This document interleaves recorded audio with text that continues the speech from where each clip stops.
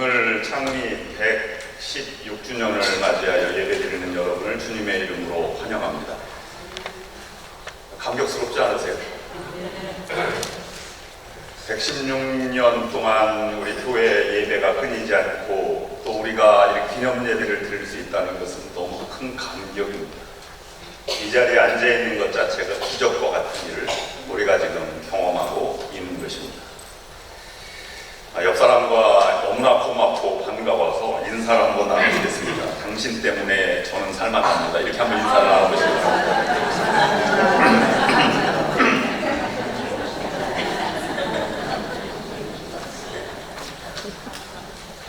정확히 말하면 우리 교회 창립 기념일은 9월 23일입니다. 안창호 선생이 신우회를 공문한 날짜가 바로 9월 23일이었기 때문에 그때부터 우리가 교회, 목사님은 계시지 않았지만 교회 공동체가 출발한 것을 교회 기점으로 삼고 있습니다. 그때는 1903년도 이전에는 한국의 교회가 그렇게 활성화되지 않았던 그런 시대에 소래교회가 만주로부터 이제 시작이 되었던 그러한 자치교회처럼 우리 교회도 그렇게 시작했을 것이라고 하는 증언과 또 역사적인 토대를 마련하고 있습니다. 우리 교회가 민족적으로 샌프란시스코로부터 출발하여서 개화뿐만 아니라 독립 또는 민주화 또는 한국 교계화 또는 이 정계 아니면 민족의 지도자들을 양성하였고 배출을 하였던 것은 분명한 사실입니다. 예배 전에 우리 송대율 권사님, 송금자 권사님이 액자를 하나 이렇게 가지고 오셨는데 편지를 그 액자를 보고 제가 아직도 흥분이 가라앉지 않는 상태에 있습니다. 그것은 파월 스트리트에 있는 교회에서 이제 짐을 정리하다가 그것이 이제 버려져서 다시 종이 쪼가리로 된 것을 주워서 보관하셨다고 하는데요. 그것은 뭐냐면 김구 선생님이 양준 선생님에게 보낸 친필 편지입니다. 임시정부 6인의 강요 이름들을 써서 우리가 왜 임시정부가 출범해야 하는지를 소상하게 밝히고 그것을 상하한국연합감리교회에 보낸 편지가 도착을 하였습니다. 진위 여부를 가려서 얼마나 역사적으로 이것이 귀중한 자료인지는 평가해 보아야 알겠지만 그런 것을 보면서 우리가 그런 역사적인 토대 위에 서 있다 이렇게 생각을 해볼 수가 있습니다. 이제 우리가 이런 계획을, 이런 일들을 지나온 역사를 자랑할 것뿐만 아니라 앞으로 세워져 갈 일꾼들을 배출하는 교회가 되어야 하겠다. 그렇게 하려면 우리의 신앙이 어떻게 달라져야 하는가 하는 것을 오늘 창립기념주일을 통해서 묵상해 보고자 합니다. 116년, 얼마나 긴 세월입니까? 그런데 한 가지, 116년만큼 우리 교회를 섬기는 여러분들의 신앙도 그만큼 성장해 계십니까? 얼마나 우리가 더 성장해야 하겠습니까? 하나님은 얼마만큼 우리를 성장하고 성숙하기를 기대하고 계실까요? 하나님이 우리를 구원하신 이유는 유일한 예수 그리스도를 닮도록 우리를 부르셨고 우리를 의롭다 불러주시고 우리를 새로운 존재로 만들어 주셨습니다. 처음부터 하나님의 계획은 우리를 하나님의 아들, 딸처럼 그리고 예수님처럼 살아가도록 우리를 부르시고 만드신 것입니다. 우리가 자녀를 얻을 때 얼마나 흥분하고 기뻐했습니까? 나를 꼭 닮은 이 생명의 신비, 하나님께서 우리에게 우리가 예수님을 닮아갈 때 그렇게 기뻐하지 않으실까요? 우리가 이 땅에 사는 유일한 목적은 편안하게 사는 것이 아니라 한 가지 그리스도의 성품과 그의 인격과 그의 일을 감당하는 사역자가 되는 길입니다. 얼마나 우리 성품이 커져야 할까요? CEO 징기스칸이라고 하는 책이 있습니다. 800년 전에 한 영웅을 그린 것입니다. 21세기를 살아가는 우리들에게 던져주는 큰 화두를 거기서 우리에게 전해주고 있습니다.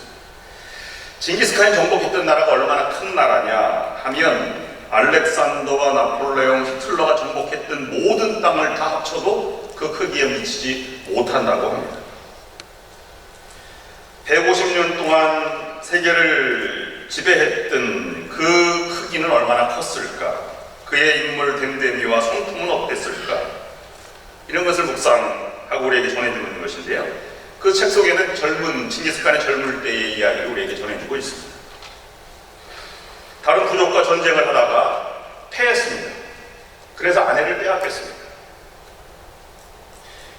그는 혼자 다른 부족을 쳐들어갈 능력이 되지 못하는 걸 알았습니다. 그래서 이웃 부족과 함께 연합해서 명분을 만들고 때를 기다려서 찾아가서 아내를 빼앗은 그 부족을 쳐들어가서 승리했습니다. 그리고 아내를 찾아왔는데 불행하게도 아내는 만삭의 몸이 되어 있었습니다. 다른 여자와 손을 잡아도 헤어지는 판에 아내가 다른 남자의 부족의 아이를 갖고 있었다는 것은 너무나 끔찍한 일입니다. 부하들이 물었습니다. 어떻게 하시겠습니까? 그랬더니 징기스칸이 껄껄 웃더니 아내의 잘못이 아니지 않았어. 그 아들을 내 아들로 삼겠어. 그리고 더욱 열심히 살아갔다고 합니다. 그 아이의 이름이 초치입니다. 조치, 다른 말로는 나그네 손님이라는 뜻으로 아들 이름을 지었고, 아내를 더욱더 사랑했을 뿐만 아니라 다른 아이처럼 이 아이도 똑같이 아들로 키웠다고 합니다. 여러분에게 묻겠습니다. 여러분의 성품의 그릇은 얼마나 큽니까? 여러분의 믿음의 그릇은 얼마나 더 다듬어져 있습니까? 여러분이 받을 만한 축복의 그릇은 얼마나 큼직하게 준비되어 있습니까? 하나님께 크게 쓰임받을 수 있도록 여러분들을 하나님 앞에 다시 한번 던져보시지 않겠습니까? 지금까지 실패하고 지금까지 어렵고 지금까지 나약해도 괜찮습니다.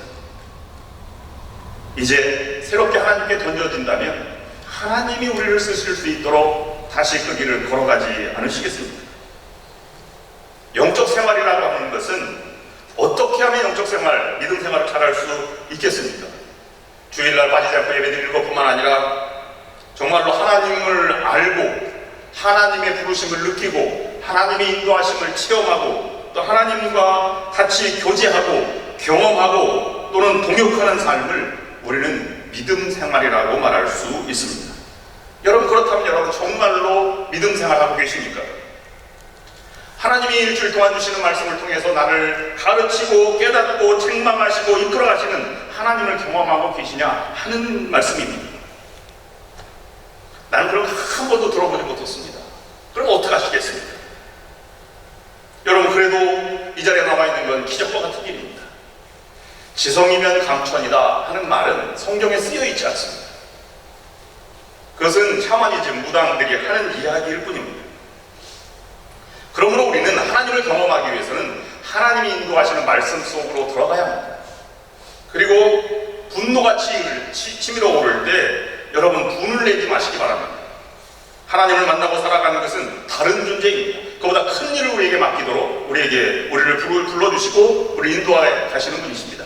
오늘 본문은 사도 바울을 변화시켜 하나님의 일꾼으로 만드는 하나님의 역사를 우리에게 가르쳐주고 있습니다. 그 하나님이 우리 교회를 통해서 여러분들을 부르시고 앞으로 미래 세대들을 불러주시는 하나님을 우리가 경험하자고 하는 것입니다. 물론 처음에는 성경 말씀에 다가오지 않고 직접 만나는 것이 아니고 간접적인 만남일 것이지만, 그러나 하나님께 계속 간구하고 하나님 앞에 나아가면 언젠가 하나님의 때에 하나님의 방법으로 하나님의 길을 열어주셔서 우리를 그 길로 걸어가도록 우리를 불러주시고 이끌어주실 것입니다. 지친 베드로에게 스스로 손수 조반을 차려주시고 조반을 먹으라, 그리고 빈 그물로 돌아올 때 그물을 깊은 곳에 가서 던져라, 그렇게 말씀하신 것처럼 여러분이 빈 인생이지만 하나님께 가까이 나아가고 그리스도를 주로 모시면 여러분들이 따뜻하게 하나님께 인도해 주시는 그 길을 경험하게 될 것이며, 또 여러분의 인생의 빈 그물에 풍성한 그러한 물고기들이 가득 차는 역사가 여러분들의 삶에도 있어지기를 주님의 이름으로 축원합니다. 하나님은 우리에게 바라는 것이 무엇일까? 갑자기 그러면 하나님께 맡기고 살아가야 할까요? 그렇지 않습니다. 하나님은 조금씩 성장하기를 원하십니다. 여러분, 아이를 키울 때 또는 손자녀를 돌보시는 분들이 많으신데요, 얼마나 힘이 듭니까? 근데 힘만 드는 것이 아니라 그만큼 기쁨이 있기 때문에 인생이 보람이 있는 것 아니겠습니까? 아이를 주면서 날마다 즐거움은 더해가죠. 그 즐거움은 아이들이 변하고 있다는 것입니다. 누워만 있다가요, 조금 고개를 돌렸어요. 이건 기적과 같은 일입니다.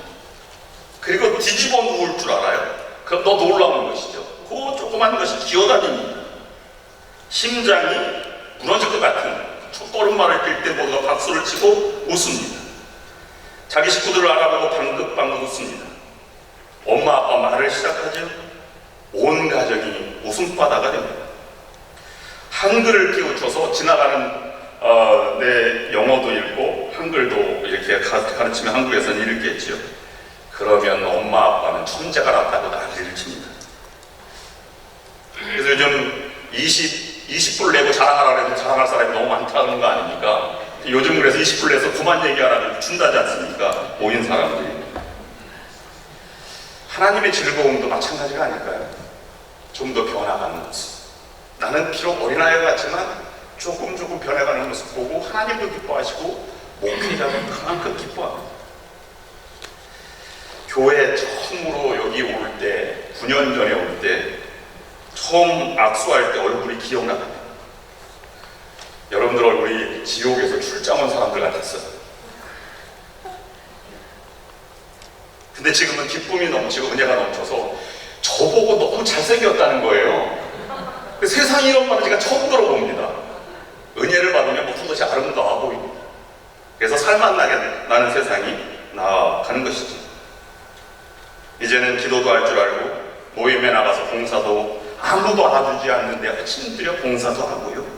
성경도 혼자 읽고 얼마나 행복한 신앙생활을 하는지 모릅니다. 잘하는 과정은, 그러나 보는 과정은 그렇지만 잘하는 것은 부단한 연습을 통해서, 훈련을 통해서 우리가 조금씩 자라가는 건 아니겠습니까? 어색하고 어렵고 힘든 것도 우리가 이겨나가는 그런 고통을 통해서 우리가 자라갑니다.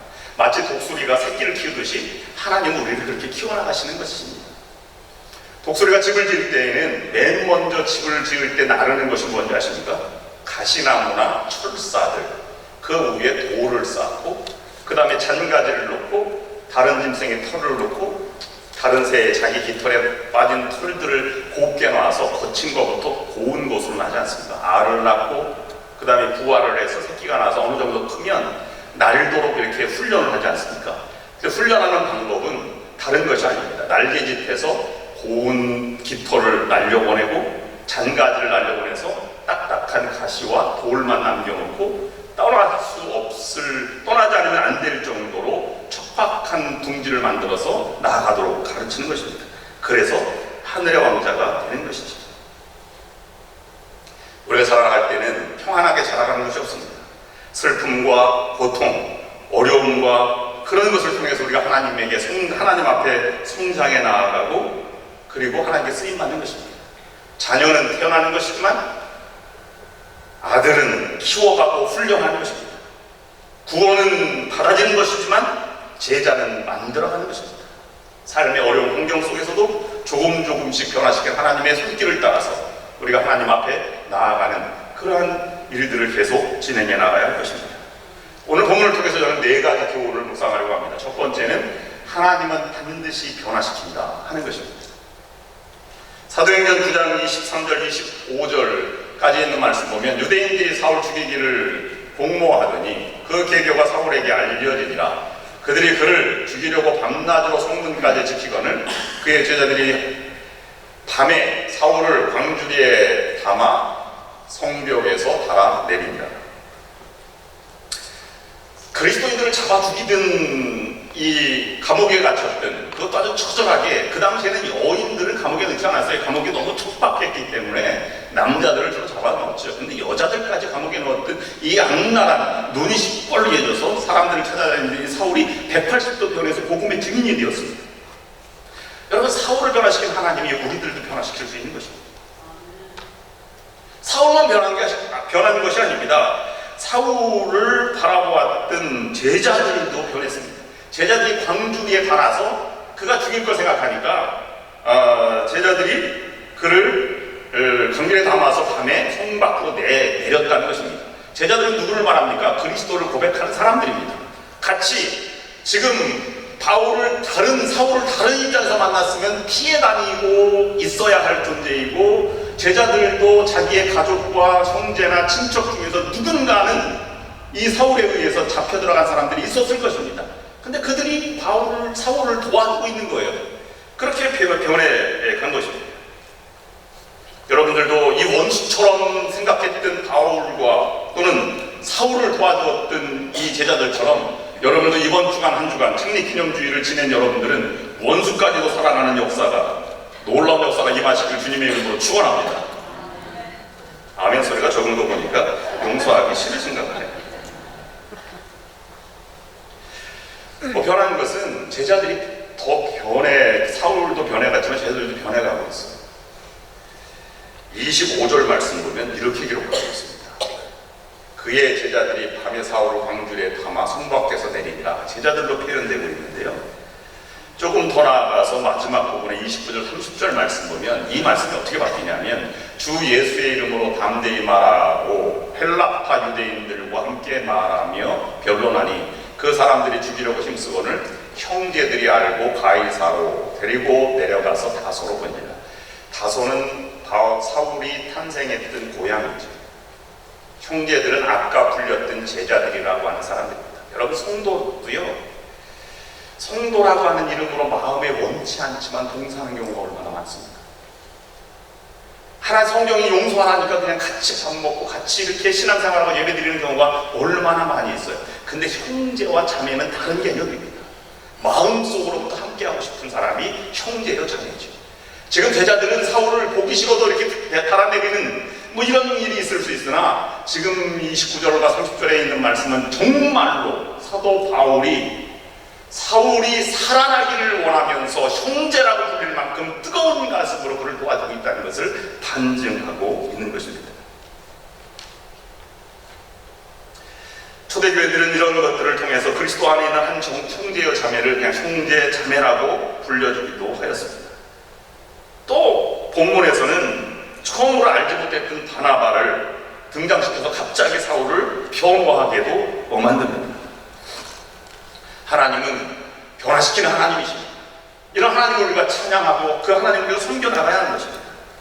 이 성숙한 신앙인, 아름다운 성숙이라고 하는 것은 성경에서는 아름답다는 표현을 아름답게 변화하고 성숙한, 아름다운 변화한 사람을 아름답다고 표현합니다. 삶의 아름다움은 다른 곳에 있지 않습니다. 아름다운 참된 변화에서 시작되는 것입니다. 행악자 바울이 하나님의 능력으로 변화시켰다면 우리들도 변할 수 있는 것입니다. 원수까지도 형제라고 불렀던 제자들의 변화가 없다면 기독교는 이 땅에 사라졌을 것이고, 우리는 지금 이 자리에서 예배드릴 수 없었을 것입니다. 이 말씀이 오늘날 예배드리는 우리에게 주시는 교훈은 무엇이겠습니까? 하나님의 계획대로 나를 맡기고 변화되는 과정을 내가 순응해가는 것이 중요한 것입니다. 나의 잘못된 태도와 고달프고 연약한 모습들, 이웃과 무너진 관계, 이 모든 것들을 하나님께서 변화시켜서 그를 사랑스럽게 보이고 그와 함께 더불어서 하나님 나라를 세워가도록 우리가 불러주신다는 것입니다. 우리의 방향과 우리의 감정과 우리의 모든 것들을 다시 변화시켜서 하나님의 일을 하도록, 변화된 마음으로 하나님의 일하도록 우리를 불러주신다는 것입니다. 그럼 우리가 변화되려면 하나님 앞에 나아가야 하는 것입니다. 실망과 좌절과 두려움 자리에서 일어나 하나님 앞에 나아가는 것이 중요한 것입니다. 그렇게 나아간다면 우리의 마음도 달라질 것이고, 떠났던 교우들도 다시 올 것이고, 하나님의 손길에 붙잡힌 사람들에게 기쁨과 감격의 신앙생활이 계속 이어져야 할 것입니다. 기억해 하셔야 할 것이 있습니다. 아무리 좋은 자동차를 가지고 있어도 딜러샵에 맡기지 않으면 고장난 자동차가 고쳐질 수 없듯이, 내가 아무리 큰 꿈과 큰 뜻이 있어도 하나님 앞에 나아가지 않으면 변화될 수 없다는 사실입니다. 하나님이 변화시키는 손길을 통해서 여러분의 아픔과 고통을 변화시켜서 사람이 할 수 없는 하나님의 사역을 감당하는 여러분들이 될 수 있기를 주님의 이름으로 축원합니다. 사람을 기대지 마세요. 사람께 나아가는 건 길이 없습니다. 하나님께 나아가야 낙심 가운데도 새로운 길이 열리게 되는 것입니다. 한 가지 더 짚고 넘어갈 것이 있습니다. 사랑하는 성도 여러분, 여러분들이 그러면 나는 신앙 안에서 이만큼 변했습니다.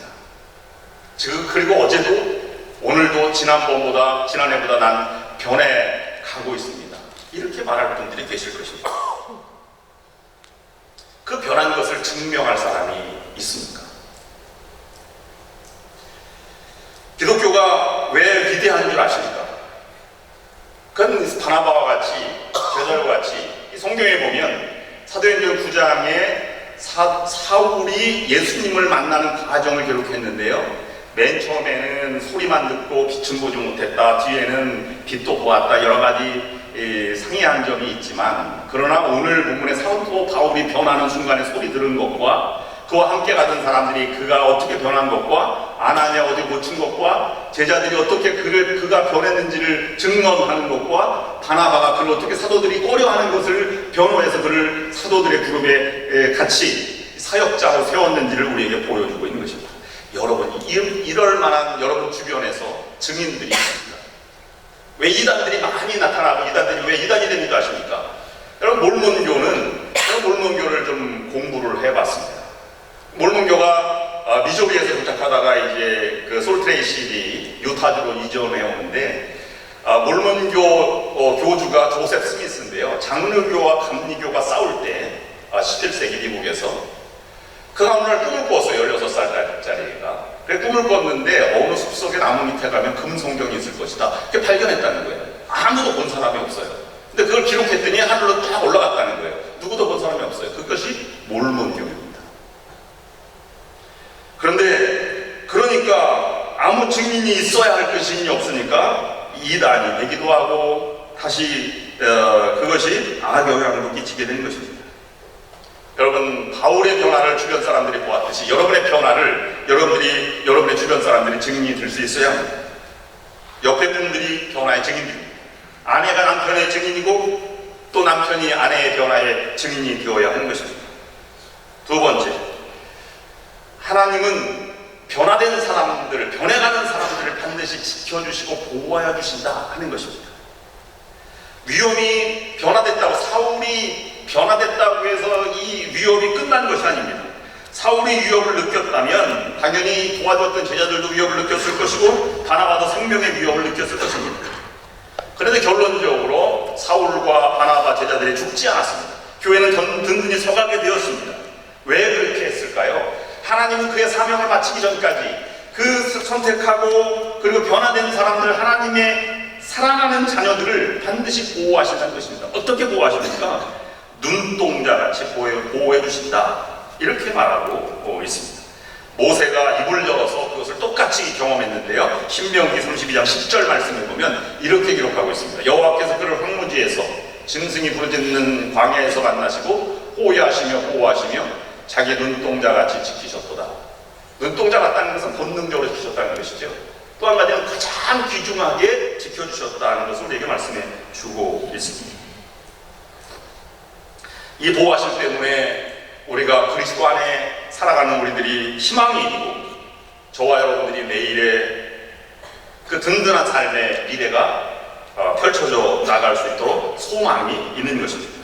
다윗도 이 진리를 찬양했습니다. 시편 145편 20절 말씀에 여호와께서 자기를 사랑하는 자들은 다 보호하시고 악인들은 다 멸하시리로다. 하나님은 우리를 보호해 주실 때 자기 자신보다 더 사랑해 주셨어요. 그 증거가 무엇입니까? 십자가에서 아들을 내어주시기까지 사랑하셨다. 이렇게 우리를 말씀해 주고 있습니다. 그러므로 하나님 안에서 살아가는 여러분들은 담대할 필요가 있습니다. 하나님은 여러분들이 하나님이 정말로 쓰임받기 전까지는 절대로 그냥 두시지 않습니다. 그를 보호해 주시고 일할 수 있는 능력을 주시고 거친 풍랑을 이겨내는 평안을 경험하게 해주십니다. 그런 삶에 우리가 든든히 서갈 것을 믿는 여러분들이 되셔야 할 것입니다. 세 번째는 하나님은 내가 준비한 만큼 다른 것도 준비해 주신다는 것이죠. 사울이 변했습니다. 근데 스스로 변했다고 말하면 누가 믿겠습니까? 사도들 사도들도 막 꺼려서 안 믿는다고 하는 것을 바나바가 변호해 주었듯이, 하나님은 바나바를 준비시킨 것처럼 여러분이 그 길을 가고자 할 때 여러분이 돕는 동역자들을 만나게 해주시고 그를 돕는 그런 사람들을 준비시켜 주신다는 것입니다. 그냥 홀로 광야에 내버려 두시지 않습니다. 하나님이 친히 보호해 주시지만 그를 알아주는 동료를 만나게 하고 친구들을 만나게 한다고 하는 것입니다. 사도행전 9장 26절 27절 말씀은 이렇게 기록하고 있습니다. 사울이 예루살렘에 가서 제자들을 사귀고자 하나 다 두려워하여 그가 제자됨을 믿지 아니하니 바나바가 데리고 사도들에게 가서 그가 길에서 어떻게 주를 보았는지와 주께서 그에게 말씀하신 일과 다메섹에서 그가 어떻게 예수의 이름으로 담대히 말하였는지를 전하니라. 그렇게 준비된 사람을 준비시켜 놓았지만 여기 오늘 본문의 출발점이 23절 말씀에 여러 날이 지남에 유대인들이 사울 죽이기를 공모하더니, 여기 여러 날이라고 하는 것은 변화를 경험하고 다메섹에 들어갔다가 그 다음에 다음 챕터로 이제 넘어가는 과정입니다. 여러 날은 며칠은 아닙니다. 학자들에 따라서 여러 날이 많은 이견이 있지만 공통적으로 이 여러 날에 대한 해석은 약 3년 동안 아라비아 광야로 가 있었다 하는 것을 여기에서 이 말을 해석을 주석을 달고 있습니다. 그 근거는 갈라디아서 1장 17절 18절 말씀에서 찾는데요. 또 나보다 먼저 사도된 자들을 만나려고 예루살렘으로 가지 아니하고 아라비아로 갔다가 다시 다메섹으로 돌아가는거라. 그 후 3년 만에 내가 게바를 방문하려고 예루살렘에 올라가서 그와 함께 15일을 머무는 동안에, 이 사울이 베드로를 만날 때까지 3년이 걸렸다는 것을 갈라디아서는 말을 하고 있습니다. 분명한 것은 사울이 베드로를 만나기 전까지 많은 사람들도 후원하였고 다소로 가서 지내기도 하였고 했지만 본인도 사역을 하기까지 부단히 많이 준비했다고 하는 것입니다. 우리에게 주시는 오늘 이 말씀, 준비시킨 하나님에 대해서 우리가 다시 한번 생각해 보아야 할 것이 있습니다. 두 가지를 꼭 기억하셔야 되는데요. 하나는 하나님이 나를 향해서 나를 위해서 준비하신 것이 무엇인지를 깨닫는 것입니다. 동료들 아니면 상황들, 이 모든 것을 통해서 하나님 준비하신 것이라고 한다면 그 길을 우리가 가는 데 거침이 없어야 합니다. 그분들을 위해 동역자들이요 함께 하나님의 나라를 세워갈 사람들이기 때문입니다. 또 한 가지는 그리고 내가 할 일이 무엇이냐 하는 것입니다. 내가 준비해야 될 것이 무엇이냐 하는 것을 우리가 깊이 묵상해야 합니다. 하나님은 준비시키는 하나님이십니다. 그래서 그것만큼 위대하게 쓰일 만큼 하나님은 더 많이 준비를 시킵니다. 야곱을 20년 넘게 준비시켜서 민족이 두상이 되게 하였고요. 요셉을 13년 준비시켜서 총리가 되게 해서 민족을 구원하게 하였고, 모세는 40년을 준비시켰습니다. 예수님도 30년을 준비하고 3년 공생애를 하시다가 십자가에 돌아가셨습니다. 제자들도 3년을 준비하고 그 다음에 복음의 증인으로 살아가게 된 것입니다. 구원은 준비 없이 받을 수 있지만, 입으로 시인하여 받을 수 있지만, 하나님의 일은 준비 없이는 열매가 있지 않는다라고 하는 것을 우리에게 말씀해 주고 있는 것입니다. 예배를 드리기까지에 대해서 얼마나 많은 준비가 필요합니까? 성령 충만을 위해서 성령 충만을 준비해야 하나님의 은혜가 임하는 것입니다. 사역을 위해서는 철저한 사역의 준비가 필요합니다. 영적 전쟁을 위해서는 전쟁을 위한 영적인 무기들이 준비되어 있어야 합니다. 준비 없이 얻어지는 것은 가치가 없습니다. 그것은 사용할 수 없습니다. 준비 없는 삶은 많은 아픔과 이기를 반드시 만나게 되어서 좌절과 절망으로 가게 만들고야 마는 것입니다. 마지막 네 번째로 본문이 전해주고 있는 것은 교회를 든든하게 세우신다는 것입니다. 9장 31절 마지막 절에는 이렇게 기록하고 있습니다. 그리하여 온 유대와 갈릴리아 사마리아 교회가 평안하여 든든히 서가고 주를 경외함과 성령의 위로로 진행하여 수가 더 많아진다. 하나님은 예루살렘 교회만 부흥하도록 이렇게 역사하시지 않습니다. 온 유대와 갈릴리 이방 지역과 또 저주받았던 땅이라고 여겼던 사마리아 땅까지 교회가 든든히 서간 하나님의 역사가 임하게 되었습니다. 이곳저곳에서 생명의 위협을 받았지만, 그렇지만 모든 교회가 동일하게 위협을 받았던 상황 속에서도 평안하고 든든히 살아갈 뿐이었습니다. 왜 그렇습니까? 하나님을 두려워하고 하나님을 경외하는 우리들이 성령 충만을 받아서 그 모인수들에게 더 힘을 더해 주었기 때문입니다. 그렇습니다. 교회는 평안하면 든든히 자라가게 되어 있습니다. 성도들이 하나님을 경외하고 성령 충만하면 교회는 저절로 성장하고 자라게 되어 있다는 것입니다. 왜 그렇습니까? 이 모든 것은 하나님이 행하시는 일이기 때문에 그렇습니다. 하나님의 은혜가 없이는 평안이 있을 수 없고, 하나님의 은혜가 없이는 주님에 대한 경외감이나 성령 충만함은 있을 수가 없기 때문입니다. 하나님의 손으로 교회는 세워져 가고 든든히 자라가고 또 능력을 더해 가게 되는 것입니다. 교회는 건물이 아닙니다. 교회는 어떤 조직체도 아닙니다. 교회는 여러분들입니다. 여러분이 평안하고 든든히 서가시기를 주님의 이름으로 축원합니다. 여러분의 가정이 평안하고 든든히 서가야 할 것입니다. 하나님이 그렇게 하시겠다는 것입니다. 하나님이 그걸 원하신다는 것입니다. 그러므로 하나님께 맡기고 기도하고 은혜를 받고 평안하면 하나님이 그 속에서 자라게 하시고 또 경험하게 하시고 그 길을 따라 순종하면 하나님의 역사가 일어나게 된다는 것입니다. 그러므로 교회는 평안하면 건강한 교회입니다. 싸우지만 않으면 교회는 자라게 되어 있습니다. 교회에 좋은 시설이 필요합니다. 그러나 좋은 시설이 교회를 자라게 만들지 않습니다. 하나님의 은혜를 베풀어 주셔야 할 것입니다. 좋은 프로그램이 교회에 있으면 좋습니다. 그러나 좋은 프로그램이 교회를 든든하게 하거나 평안하게 하지는 않는 것입니다. 교회에 복과 내규가 필요하죠. 장정이 있습니다. 그런데 장정이 우리를 부흥하고 성장시키게 만들지 않습니다. 여러분, 양과 염소가 자라게 하는 것은 풀을 먹고 물을 마시기 때문에 자라는 것이지 결코 낭떠러지 떨어지지 말라고 펜스를 쳐놓은 곳을 통해서 양과 염소가 결코 자라지 않는다는 사실입니다. 이 법과 내규는 그런 물타기와 같은 것이에요.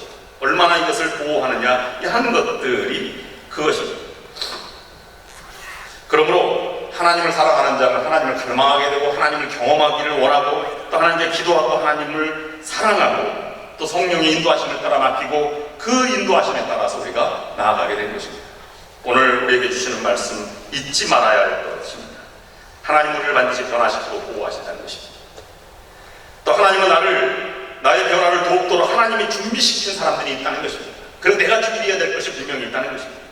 그리고 마지막으로 하나님은 준비시키는 하나님의 손길에 순종하고 맡길 때 하나님의 역사가 이루어지는 것입니다.